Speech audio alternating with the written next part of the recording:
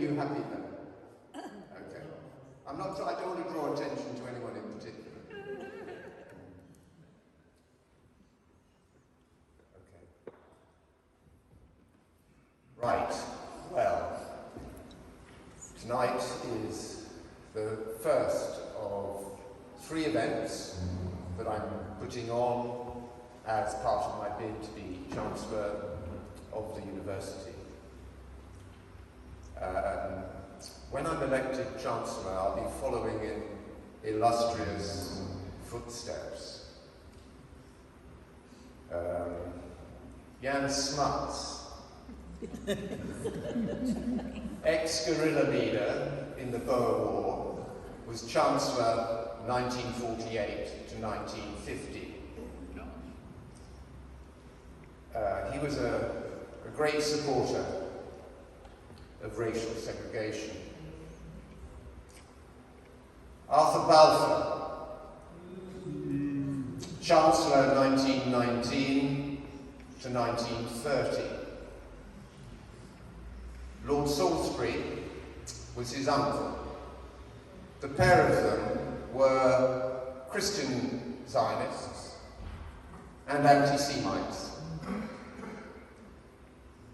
Lord Balfour it was while he was Prime Minister that they brought in the Aliens Act of 1905 in order to prevent Jews escaping from the pogroms of Eastern Europe and travelling to the UK.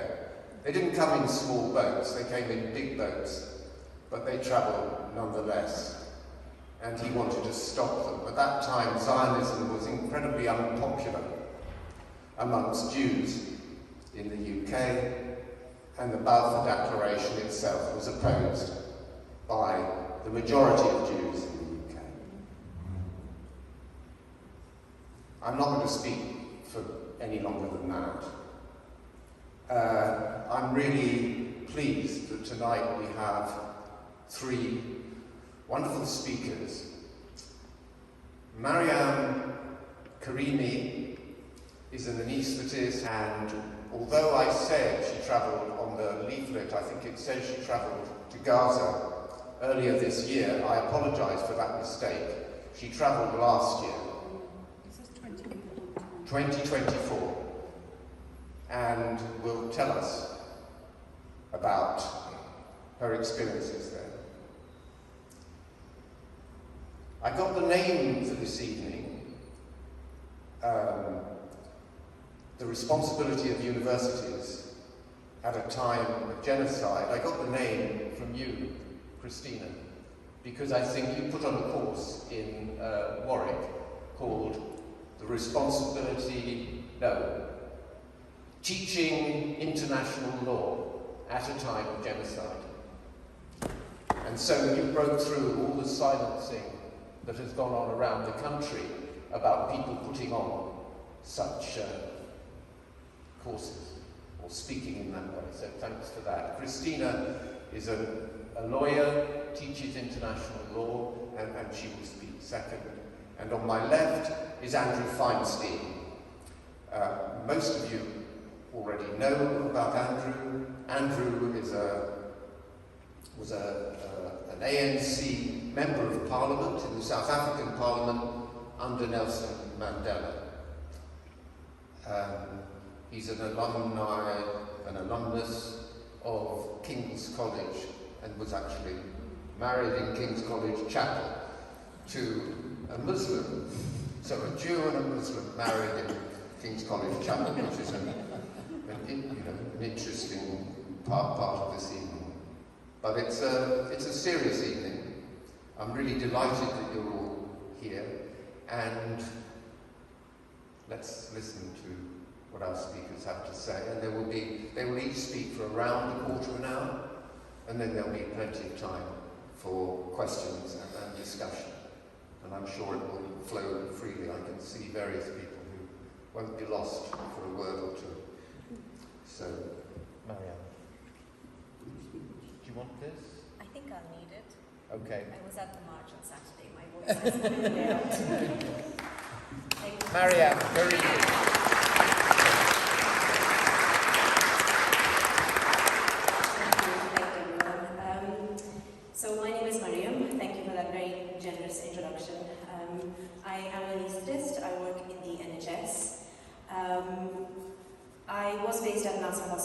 Khan Yunis in Gaza for 4 weeks last year, over July and August.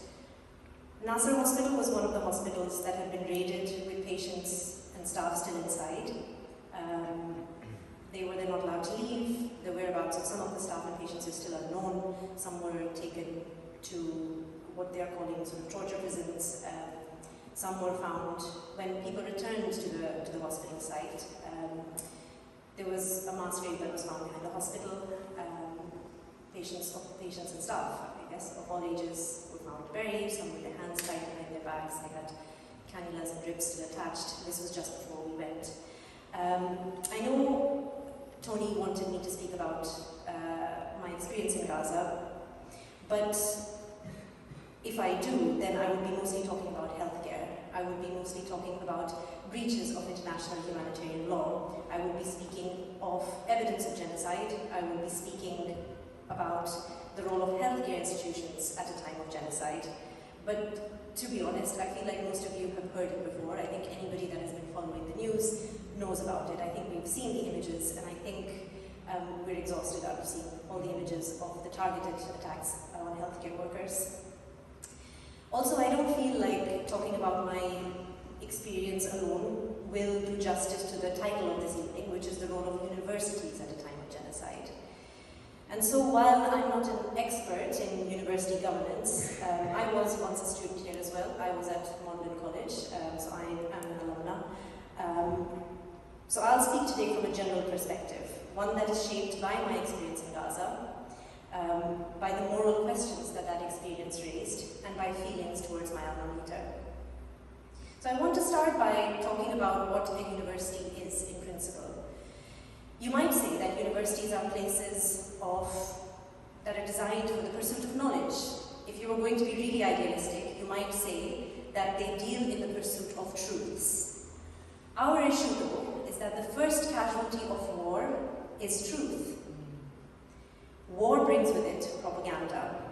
War brings with it consent that is manufactured by the popular media for narrative control. War brings with it dissent that may need and does need to be suppressed by those in power. And war brings with it money. It brings with it profits. It brings with it someone else's land, someone else's loot, someone else's resources, someone else's geopolitical vantage point. War should be deeply embedded in law and in principle. But what we see realistically is that it is deeply embedded in profit and impunity. In Gaza, the overlaps between attacks on healthcare and attacks on education was not incidental, it was systematic. While I was there, an airstrike hit the location where medical students were sitting their final Viva exams.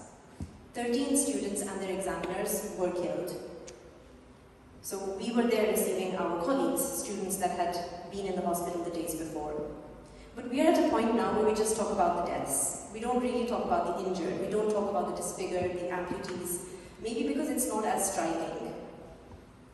Amidst the total destruction, I saw that all 12 universities in Gaza had been destroyed. There is now no access to higher education there, which seems a luxury when there is no access to food and water.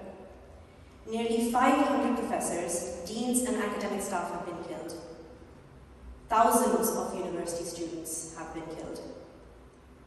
This scholasticide, this systematic, deliberate erasure of a people's capacity to think, to record, to teach, the erasure of the intellectual community is not collateral damage. It is necessary to erase the people and their stories and their history. It is part of the genocide complex.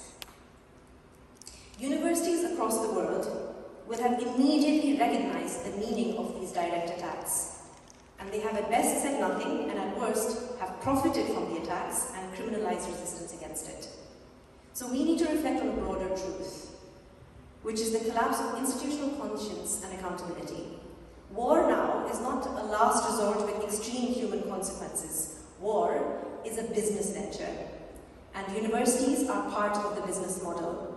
So I want to talk about three main areas: funding, research, and censorship. So let's talk about funding. The financial world has become incredibly complex. It is extremely veiled and very opaque. We know that partnerships between universities and the arms industry amount to over £1 billion. Now, I'm quite a simple person, a simple medic. The figures that I'm about to tell you, I actually can't fathom them. £1 million is a lot of money. Cambridge University's Central Endowment Fund does not disclose the value of its shares that it holds in arms companies because of commercial confidentiality. At a college level, we know through extremely good student initiatives and student campaigns that millions of pounds worth of college investments are held in arms companies. Trinity College, one of the wealthiest colleges, has an endowment of £2 billion. Its income from its investments alone is £35 million per year. And we know that these investments lie either directly or indirectly in American and British companies that are implicated in the genocide in Gaza.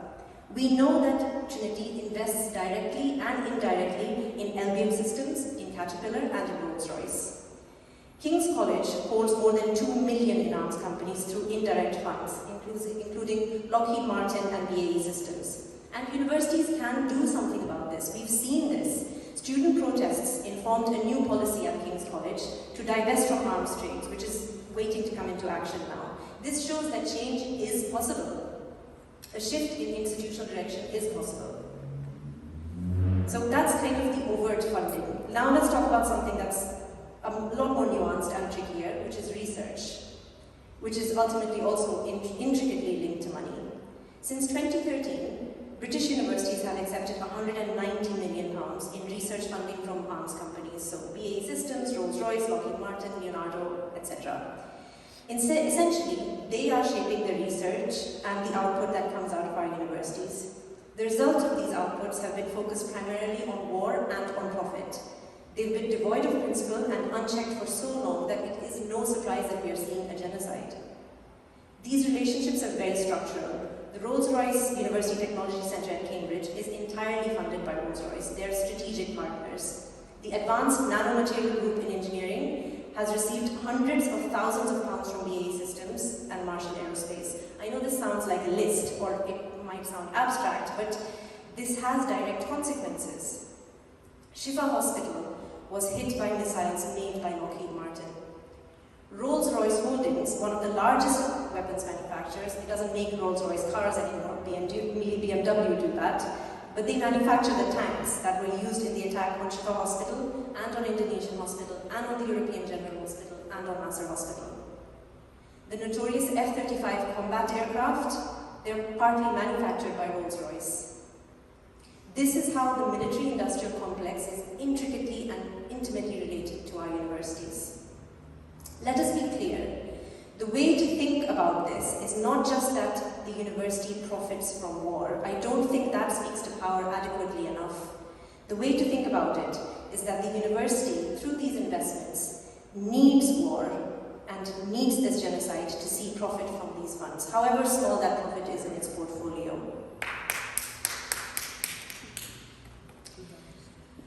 A bullet from an LBM system quadcopter, which was researched and developed at a British university, invested in by another British university, manufactured in Bristol. Every albeit bullet that I saw go through the neck of a child in Gaza materially benefited Cambridge University. Every bomb that is dropped on Iran tomorrow sees a profit in the current system for the university. This financial structure that we have developed means that it is in the university's best interest that the war and genocide continues. They have an incentive for there to be war. We have an incentive for there to be genocide. How can that be the way an educational institution grounded in ethics functions? Which brings us on to silence. Of course the university is going to be silent, and they're going to force silence on its students and on its staff. Arguing against the war economy or divesting from it will see a drop in profit and will be against the interests of senior university staff as well as the institution itself.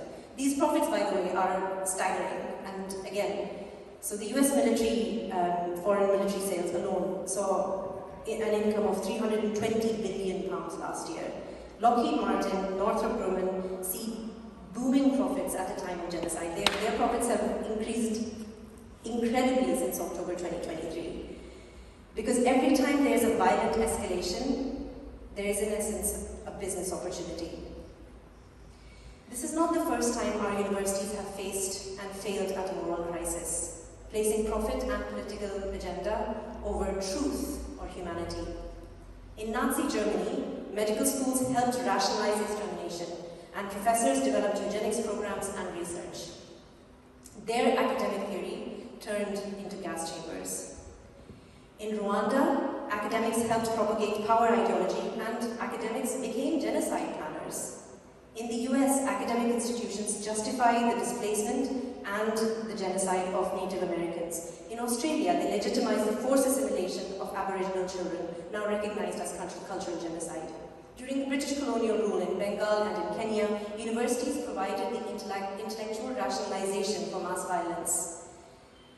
This genocide also isn't the first where universities have become targets. The first victims of the Bangladesh genocide in the 1970s by the Pakistani militia and allies were academics, professors, and students, exactly because you need to remove that intellectual community. We are seeing this now in Ukraine, and we are seeing this in the genocide in Gaza. So in most cases, universities, they don't pull the trigger, but they make the trigger. They provide the arguments that the trigger needs to be pulled, and they profit when the trigger is pulled. And this is how they have, and they continue to enable genocide. I don't want to talk about the pressure from political and lobbying organizations just yet, but we can talk about that a bit later. But I do want to ask again. War is monetized, protest is criminalized, the military juggernaut seems unstoppable, so in this situation, what is a university for? I would argue that universities need to go back to dealing in truths. So first of all, they need to speak truthfully. They need to name the genocide. If every university in Gaza has been destroyed and you cannot say genocide, then words are meaningless. It also needs to let its staff and students speak truthfully. They need to uphold values of critical thinking and discourse and historical accountability. They must not only allow, but they must protect their students that exercise these values. They also must truthfully disclose all their investments, direct and indirect.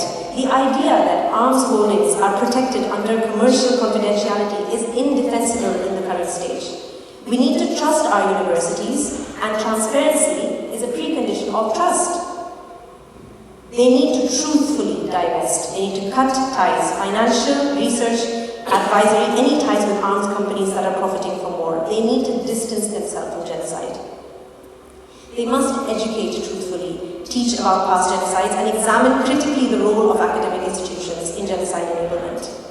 In realigning with principle, it will mean they will lose donors, they will face backlash, but moral leadership is necessary, and it is not easy.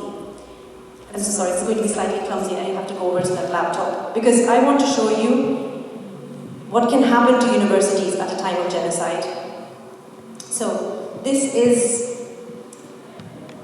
the Islamic University. So there were 12 universities in Gaza. 2 of those universities were medical schools. This was one of them. So this is the Islamic University. You know, I saw lots of pictures like this on medical students' phones. And this is what happened to the Islamic University very early on in the genocide.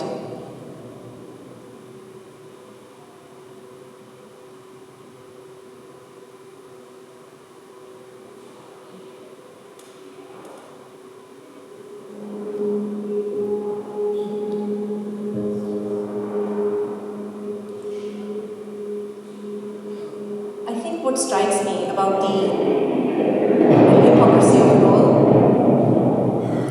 is the fact that they're quoted to have said that the university was turned into a training center for weapons development. Isn't that what we do here?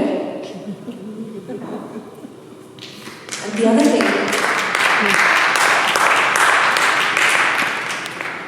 other thing is that when a genocide happens, it's so overwhelming that you don't really know what to focus on. Do you focus on the 950 people that were killed in that strike? Or do you focus on the destruction of the university and the taking out of that intellectual community? This is the other university. So this is Al-Azhar University in Gaza. It's a very big campus. They've got multiple faculties, so they're spread all over the place. One of these is the medical school. And this is what happened to Al-Azhar, and this is what's left of the medical school.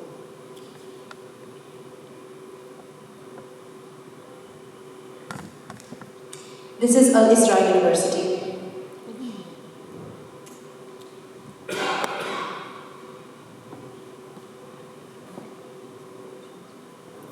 And this is what's left of Al-Aqsa University. And this is a picture I took because, it's one of my memories in Gaza, and I'm not sure how well it's projected here. But so while I was at Nasser Hospital, so this was a few months into almost a year into the genocide, what people had done is they had taken shelter in buildings, and the kind of system, the pattern that we were seeing was that the downstairs and the basement would be kind of where people are living, so that's where the tents are, and that's where they stay. And then upstairs, there is something else. That something else might be a library, that something else might be offices, that something else will be shelters for, something else essentially. Mostly there were schools. While I was there, and this is such a strong memory for me because this was the day when Netanyahu stood up in Senate and got 50 standing ovations. The day that was happening, we had a mass casualty event where there was a strike on this building, and we received 70 patients, babies, children who were sheltering there as well, all the way through to kind of the spectrum of people that were sheltering in that building. And I remember one woman, I don't know how this is going to sound, but she spoke very good English. What I mean by that is she was extremely articulate. And she was saying that she was in pain, and she was telling me that she was frightened, which I thought was a very interesting, and she was telling me in English, which I thought was an interesting way to phrase it. I thought that, if half my body was burned, I would just, sort of say I was afraid, but she said she was frightened. So I asked her a little bit more about her English, and it turns out that she graduated from the Islamic University, and she studied English literature. So as I was, managing her pain, getting her ready for surgery, I asked her about her favorite book, and she said Pride and Prejudice. A few days after that incident, the surgeon and I, we went to visit the site that had been bombed, and we went upstairs, and it doesn't project very well. So this is what we saw, and if you can't even see my arrow there, but if you focus on that little green bottle and that pipe, you can see that there's a copy of Pride and Prejudice there. And for me, that was such a surreal moment because I wondered if that was her copy of the book that I was seeing. And it did make me wonder whether some truths were more universally acknowledged than others. So this was us in theatre. We operated on a patient. I'm just going to come on here. So the anaesthetist always says this is quite far away from the surgeon. So this is a UK surgeon. Everybody else in the room is Palestinian. These 3 girls are medical students. Those 2 boys are medical students. The girl in the middle is also called Mariam. So there were 5 medical students in that room that day. 3 of them are now dead. And I don't know if it's the kind of relentlessness of the genocide, but I definitely find myself feeling quite numb, and I find people around me feeling quite numb and perhaps emotionally exhausted. Because we are daily given news of someone we knew or worked with that had been killed.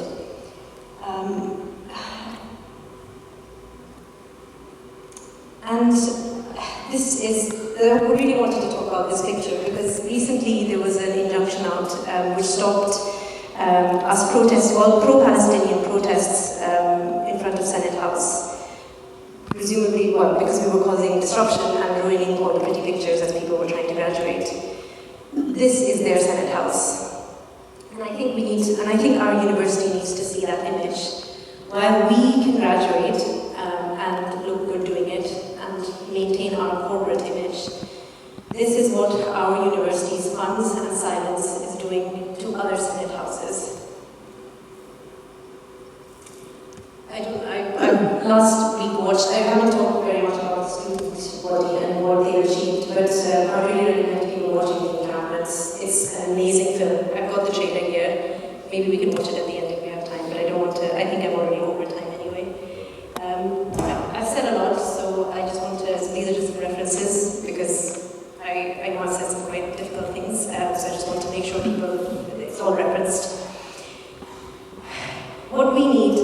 when I heard Tony was running for Chancellor,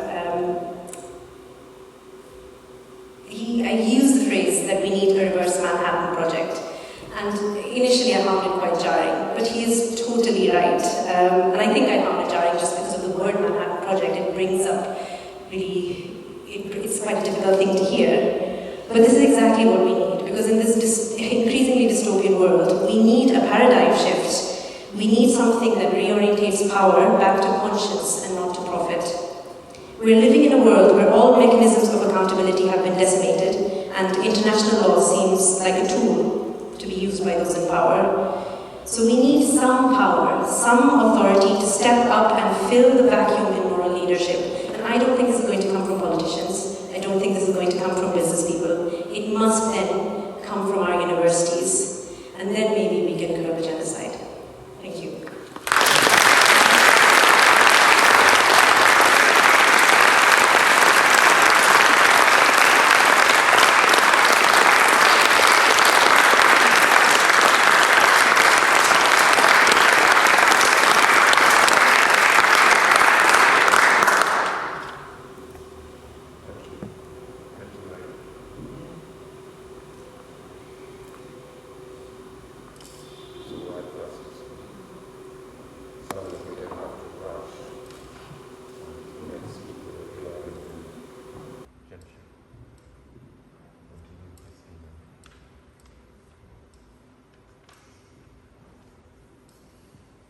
Gosh, yeah, that was incredibly moving.